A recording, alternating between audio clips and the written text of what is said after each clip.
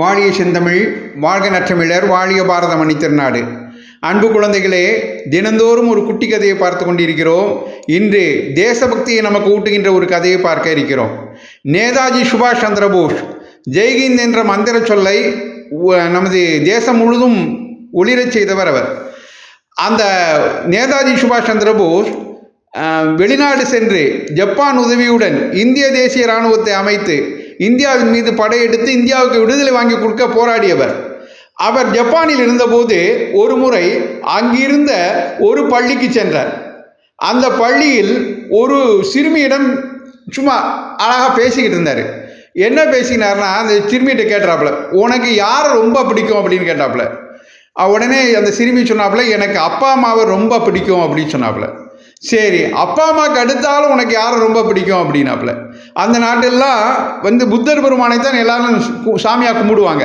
அதனால் அவளுக்கு புத்தர் பெருமானை ரொம்ப பிடிக்கும். அப்படிங்கிறதுனால அவள் என்ன சொன்னாப்புல, எனக்கு அப்பா அம்மாவுக்கு அடுத்தபடியாக புத்தர் பெருமானை ரொம்ப பிடிக்கும் அப்படின்னு சொன்னாப்புல. அப்படியா, சரி, அந்த புத்தர் பெருமான் உங்கள் நாட்டிற்கு வந்தார் என்றால் நீங்கள் என்ன செய்வீர்கள் அப்படின்னாப்புல.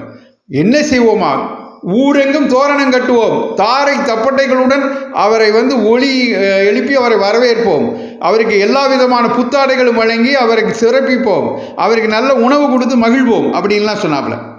அப்படி கேட்டுக்கிட்டு இருந்தபோது நேதாஜி சுபாஷ் சந்திர போஸ் அந்த சிறுமிகிட்ட மறுபடி கேட்டாப்லையா, அந்த புத்தர் பெருமான் உங்கள் நாட்டின் மீது படையெடுத்து வருகிறார் என்று வைத்துக்கொள், அப்போது நீங்கள் என்ன செய்வீர்கள் அப்படின்னாப்ல. உடனே அந்த சிறுமிக்கு முகம் அப்படியே செவந்தெடுத்தான். சின்ன குழந்தை, ஆனால் அது முகம் அப்படியே செவந்தெடுத்தான். செவந்துட்டு, புத்தர் பெருமான் எங்கள் நாட்டின் மீது படையெடுத்து வருவார் என்றால் அவர் நாங்கள் கும்பிடுற சாமியாகவே இருந்தாலும் சரி, வீட்டுக்கு ஒருவர் கத்தி எடுத்து கொண்டு சென்று அவரை ஓட ஓட விரட்டுவோம் அப்படின்னு அப்படி ஒரு கோபத்தோடு சொன்னாவில்லையா. இதை கேட்டவுடனே நேதாஜி சுபாஷ் சந்திர போஸுக்கு சிலிர்த்து போச்சு. ஆகா, வணங்கும் தெய்வத்தை விடவும் வாழும் தேசம் பெரியது என்று எங்களுக்கு உணர்த்தினாயே, இந்த உணர்வு எங்கள் இந்தியர் ஒவ்வொருவருக்கும் வந்துவிட்டால் இந்தியா எவ்வளவோ சீக்கிரமாக விடுதலை பெற்று விடுமே என்று சொன்னாராம். ஆக நாம் கவனிக்க வேண்டிய விஷயம், நம்ம வணங்குகின்ற தெய்வத்தை விடவும் நமக்கு வாழ்வளிக்கின்ற இந்த தேசம் பெரியது. இந்த உணர்வு நமது உள்ளத்தில் எப்போதும் இருக்க வேண்டும். அதுவும் பாரத மாதிரி ஒரு புண்ணிய பூமியில் பிறந்த நாம் பாரத மண்ணிற்கு எப்பொழுதும் எதற்காகவும் பாரத மண்ணை விட்டு கொடுக்கக்கூடாது. ஜாதி மதம் மொழி எதுவும் நமக்கு தேசபக்திக்கு தடையாக இருக்கக்கூடாது. நம் தேசம்தான் முக்கியம். நாம் தேசத்தை காப்பது தான் நம் ஒவ்வொருவரின் கடமை. அந்த ஜப்பானிய சிறுமியிடமிருந்து நாம் கற்றுக்கொள்ள வேண்டிய பாடம் அதுதான்.